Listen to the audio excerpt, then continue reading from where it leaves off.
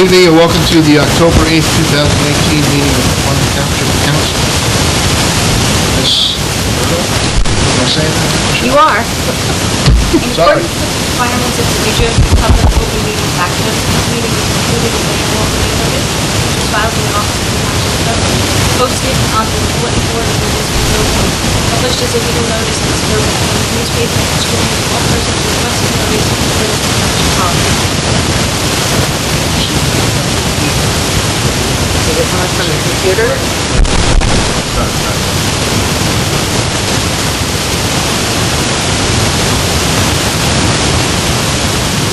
It's just white. And that mic.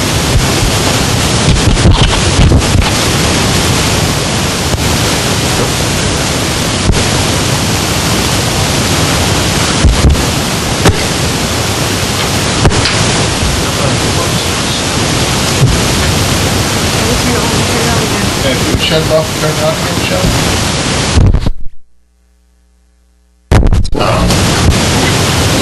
There you go. Look at that. That always works for me at home. No, it's back.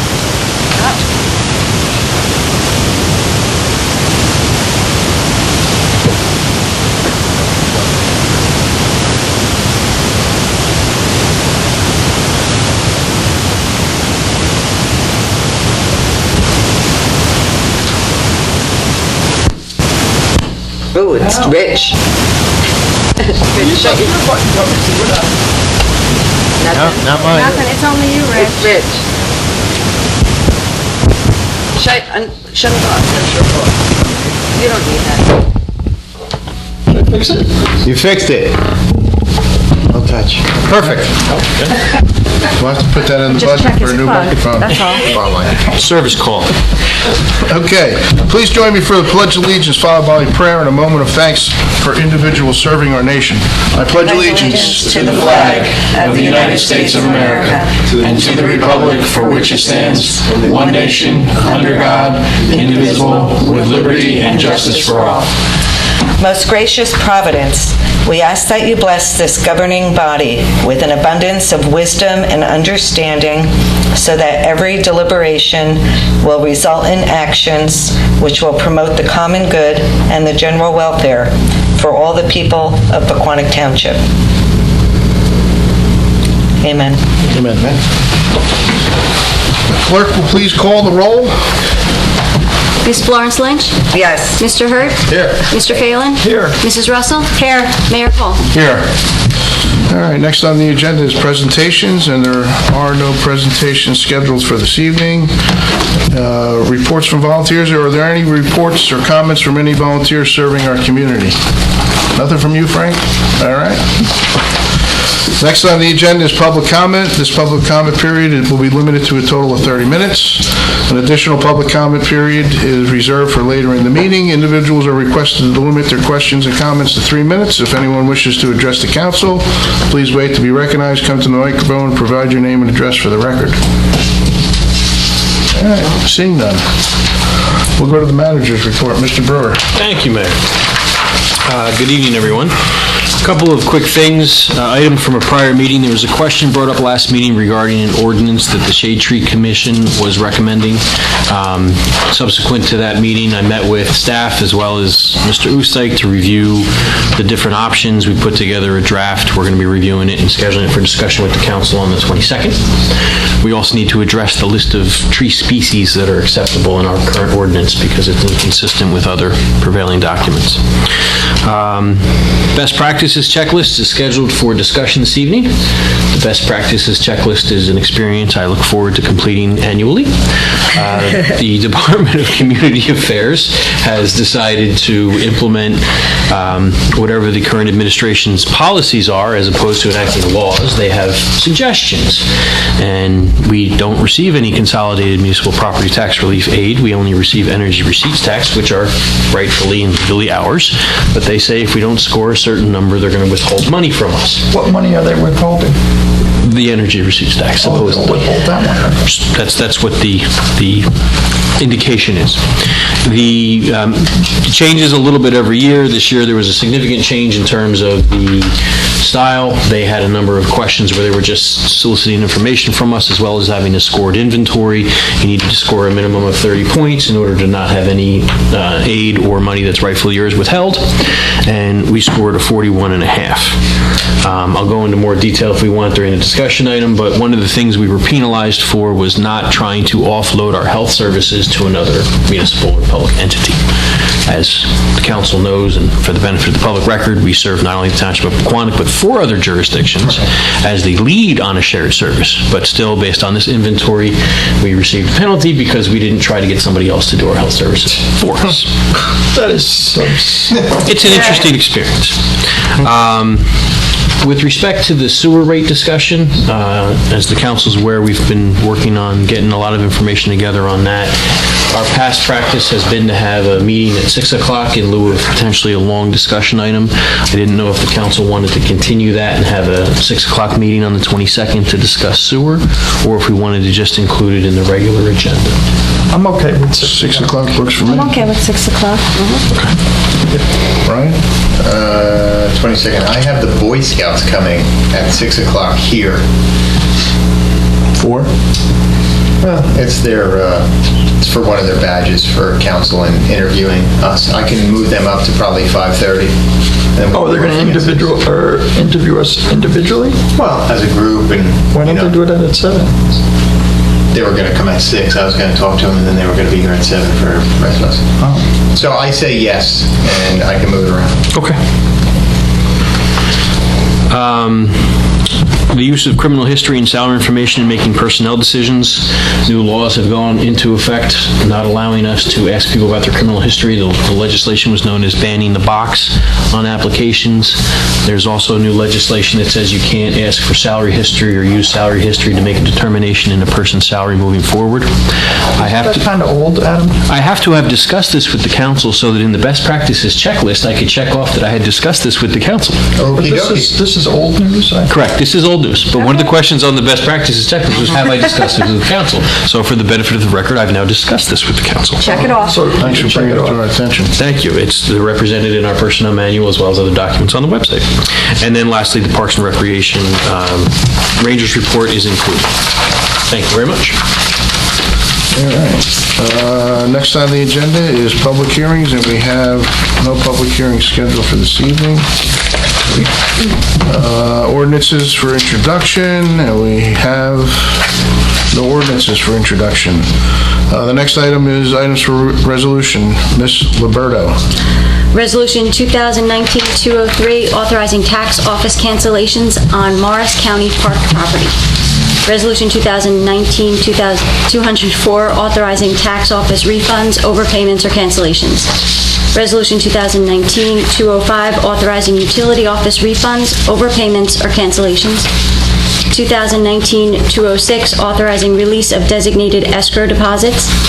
And Resolution 2019-207, approving payment on the itemized claims as set forth on the October 3rd, 2019 bill list and 2015 FEMA elevation escrow list. Are there any comments on the resolutions from council? No. Is there a motion to adopt these resolutions? I'll make a motion to adopt Resolution R 2019-203 through R 2019-207. Is there a second? I'll second. Roll call, please. Ms. Florence Lynch? Yes. Mr. Hurd? Yes. Mr. Phelan? Yes. Mrs. Russell? Yes. Mayor Cole? Yes. Next on the agenda is items for discussion, and it's the best practices. Within the council's packet, you have a copy of the inventory and the answers or responses that have been prepared. So the council is aware when this was initially implemented by the Department of Community Affairs, the CFO had to certify it. Now it has to be certified by the Chief Executive or Administrative Officer, as well as by the clerk that it appeared and was discussed by the council. So if there's any questions on the inventory, I'd be happy to provide an explanation. Otherwise, based upon my report, we scored a 41.5. How much? It's hard to say. What do you mean it's hard to say? But minimum was, Well, I had noticed to be 30. sometimes you got a half a point for a yes, and sometimes you got a full point for a yes. Yeah, and you sometimes got- things counted and sometimes things didn't. Yeah, it was And- it was odd to try. What did you need to I get went to to what do we pass? need to pass, if you will, Right. it was a 30, we got a 41 and a half. Good. We're doing pretty well. We're overachieving. Yes. Does anybody have any comments on stuff? No. I think that's enough comments on that one. Okay. Thank you. Meets our requirements of being discussed. It appeared on the agenda, yes, All sir. right. Next on the agenda is council reports and announcements. Councilwoman Florence Lynch. What do I got? The Economic Development Committee will meet Wednesday, October 23rd at 7:30, and I know there was a inquiry, Mr. Brewer, I believe, that came from the new business down on Newark Pumpton Turnpike, if I'm not mistaken, and I've been in touch with them, so I don't know if, is that the same one? It is, and an interesting thing happened. The chairman of the Economic Development Advisory Yes, Committee. Jack. This was Paul. Oh, Paul, okay, yes. He reached out because they identified that the website has an email address on it for the EDAC, and he, to his credit, said, who does that go to? So we've had 2 inquiries in 2 days going to that website. That's where, that email address. We Good. diverted that to the clerk's office as well as my office and the chairman of the committee. So we Great. captured 2 people and we've sent them to the Pequannock contacts, and, we figured something out that worked. So my credit Great. to Mr. Sullivan. Wonderful. And I know this Saturday, I'm not going to be here because I'm going to be away, but there is a ribbon cutting that some of you are going to at the new business called Accentuate with Love at 60 Newark Pumpton Turnpike. Everybody's aware of that? Right? Oh, you're going to be there, right, Mayor? Yes. All right, and that's at 12 o'clock on Saturday. The only other thing I wanted to say, since we were talking about the tax reward program in Pequannock, at some point, I don't know if it's a conversation we should have offline, but I was wondering if we wanted to get that group of people back in to do some kind of a presentation on where we are with the program. I know you were going to do some research and get caught up to speed on it. It's something we can discuss. Yeah, I did. I spoke with the gentlemen who are involved with it. We're going to coordinate a meeting when they come Good. back up north, and then try to get a little bit more active. Yeah, I think it Many would be good. businesses have dropped out of it, though. They have, but a lot of businesses people have dropped out. They have dropped out, and the reason they have dropped out is because they're not seeing any promotion. benefit. There's no benefit, and truthfully, the same thing with the residents. So, I think the program's there for those that want it, and if it's not a big stumbling block, which it doesn't seem to be, it seems pretty easy to manage. I think we should, look at promoting it a little bit more for those that want it. I know the Chamber of Commerce is very active recently, so perhaps we Right. can give this some conversation. Yeah. And I do believe down in the clerk's office, there may still be cards and program booklets and stuff. So I have had quite a few people ask about it, and I know that there was a woman doing some, what do you call it, like welcome wagon? That might be a place that you can advertise it as well, so. There still remains a fair amount of participation, though, based on the 2018 data. Good. Okay. What else did I have? The Flood Committee, they meet this Thursday at 7:30 here in this room. And the only other thing I wanted to mention was that the First Aid Squad is having their John Lennon tribute show on Saturday, October 19th at 8 p.m. And you can still buy tickets and buy tickets at the door for $17. I happen to be talking to the gentleman because he came to my office for me to advertise in his book. So I told him I would promote that. Usually you get a phone call. I haven't gotten a phone call yet. Oh, I got the phone call and the visit. Yeah, so I'll pass your name along. Thank you. Okay, Councilman Hurd. Thank you. 2 quickie things. As I said, the PAC 144 Cub Scouts are going to be coming in for our next meeting because they are working on their, let's see if I read this right, Building a Better World requirements, which is citizens' rights, duties, and being loyal, as well as the rule of law. So they'd like to see how we do things and why we do things and things like that. Other than that, I don't have anything to report from the committees, but I do have a question on the dog park. Since it's not open yet, what are we going to need to open it? If people are jumping the fence to bring the dogs in there? The fence has to be reset, So- and then we're going to light on lime and we'll be good to go. Is there any, are people going to get hurt or from it? I haven't been by to take a look. That's why It's I'm not open now because it's not safe, because the fence, some of the foundations of the fence posts are above ground Oh, still. so they got have to popped be- out because of the water? Correct, they have to be reset. Okay. But I do know some volunteers went and just did some work on the range, the police department range, so that's coming back into service as well. We took a little while to get quotes from the necessary people for fencing. Okay. And that's, a purchase order's been issued and that will be underway shortly. All right, so, I don't know if there's any more from the Parks and Rec meeting that was reported last night. No, that's pretty much what he said, that they're, working on getting it done. all right, that was my only question. Fence repairs is the outstanding bogey. Yeah, I just want to make sure it wasn't like closed because of us, or if there actually was something that we don't want somebody to get hurt. Fence. Beautiful. Thank you. That's all I have. Okay, thank you. Councilman Phelan. The planning board met last night and gave approval to the digital sign that is at the hotel that was turned on without our permission and got turned off, and now we can turn it back on again. Reminder that Fire Company 2 Fish and Chip is on the 17th, and reminder that Fire Company 1's beefsteak is October 26th. That's it. Thank you. Councilwoman Russell.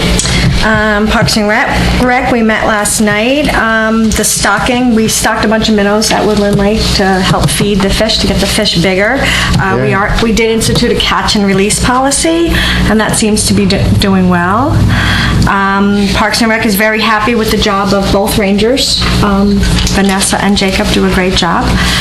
High school snack stand ribbon cutting, 6 o'clock tomorrow night before the game, which is homecoming. Friday night.